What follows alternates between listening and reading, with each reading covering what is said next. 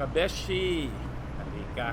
Try natin tong restaurant na to. Ang pangalan ay Casa Cabaret. Ito po ay located across ng Villa Barossa Phase 2, corner ng Jose Abad Santos Road sa may Barangay Dolores sa matagal na namin gustong i-try ito.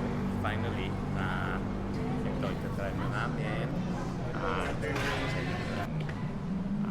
Okay na siya, kung masarap po ano. Ito meron silang only Japanese top up ng all Filipino. Meron silang shrimp vegetables and fish tempura. Meron silang kani at kakiage tempura. Okonomiyaki, yakisoba chicken, teriyaki tempura sauce. Sarap yung shrimp tempura, bro. Like the radish, shabu-shabu, okonomiyaki sauce, iba-ibang mga sauces. Tapos siyempre ito, meron silang plain rice. Meron kare-kare, siyempre, may kasama om. Or tindag sa kababangan. Tapos meron silang laing bisay. Tapos meron umba. Meron din silang kalyos. Tapos meron silang escargot sa French. Meron silang balut at yellow rice, parang Mexican rice or Spanish rice. Tapos meron din silang bulalo soup at saka sinigang sa ulo ng sago. Tapos meron silang iba-ibang ito yung sa akin nila. Meron din silang yan, dami niya. Hindi ko na masabi lahat, pero meron silang chicken, roast beef, bacon bangus, DIY pretzel wrap, siomai, siopaw asado, longganisa, tocino,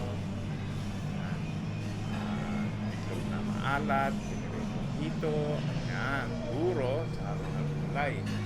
At hindi lang yan, meron pa silang, ito, tingnan natin yung drinks nila, meron silang, siyempre, mineral water, tapos meron silang iced tea, meron silang ice doon sa container, tapos meron silang Four Season juice, pineapple, watermelon, mint juice, lemonade, sagot gulaman, tsaka coffee, syempre pagkatapos kumain, coffee, kape, tapos iba-ibang dessert nila. Ito ang paborito ko, sampelot, ginataan, tsaka itong minatamis na saging at sago, tapos may halo-halo.